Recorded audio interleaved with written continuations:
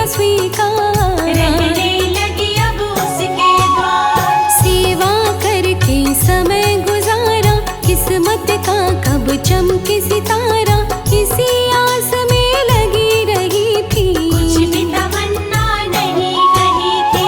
स्याऊ बोली जाकर पास, काहे इतना रहती उदास, मुझसे बिल्कुल ना शर्माओ, अपने मन का दर्द बताओ। पहले वचन दो मैं ये चाहूं, फिर मैं अपनी बात बताऊं, मेरी आंखों में क्यों पानी, कह दो अपनी दर्द कहानी।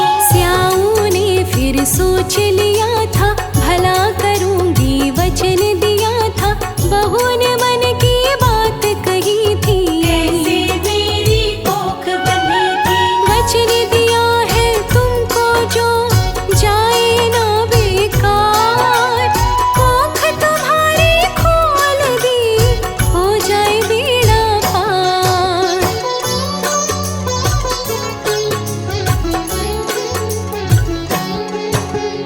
अब ना तेरी मरे संतान, तुमको देती मैं वरदान, पुत्र की हो लंबी उमरिया, धन दौलत की बरस बदरिया। बहू को धन और माल दिया था, बड़े प्रेम से विदा किया था, बहू लौट के घर को आई, देखी खुशी तो वो चिल्लाई। उसके पुत्र सात मरे थे, होई माँ ने जिंदा करे थे, भक्तों उस दिन व्रत था होई, जिससे काम बने हर कोई। बहू ने पूजी होई माता, प्रसन्न हो गए प्रभु विधाता, कथा कही वा पूजा की थी, अहोई माँ ने खुशियाँ दी थी। कार्तिक महीना बड़ा ही पावन, होई व्रत भी है मन भावन, पुत्र को है आयु देता, विपदा चिंता सब हर लेता। दीपावली से पहले आता, व्रत जगत के पाप मिटाता, सुख समृद्धि घर में बरसे, बहन कोई ना पूत को तरसे। होई माता बड़ी दयालु, पल में टाले दुख विकराल, व्रत का माता फल है देती, आज नहीं तो कल है देती। होई माँ की सेवा करिए, पूजा करके पार उतरिए, अष्टमी को भूल न जाना, व्रत के दम पर हर सुख पाना। व्रत कर लो बहन व माता, पुत्र लंबी आयु पाता, होई माँ का मन से वंदन, अहोई माँ का मन से पूजन। दास कमल सिंह कथा सुनाई, गलती हो तो माफी चाही, होई माता मेहर फिराए, अपने चरणन संग लगाए। होई माँ की भक्त जनों महिमा अपरंपार, होई माँ के व्रत से सुखी रहे परिवार।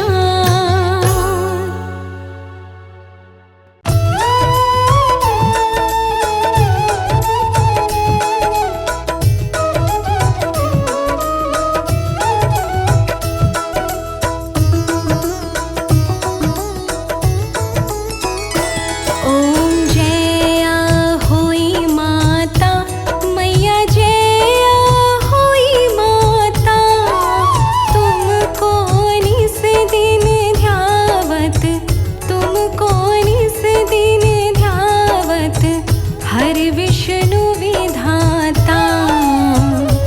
ओम जया होई माता, ओम जया होई माता, मैया जया होई माता। तुमको निस दिन ध्यावत, तुमको निस दिन ध्यावत, हरि विष्णु विधाता।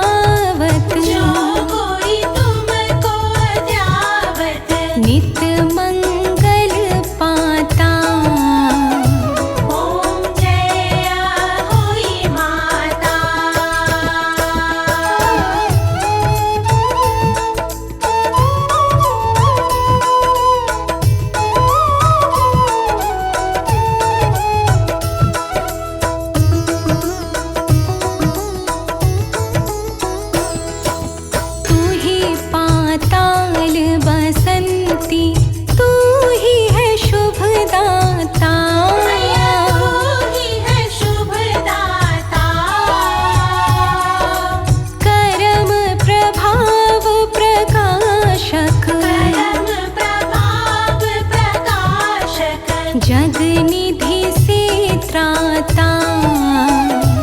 ओम जय होई माता। जिस घर थारो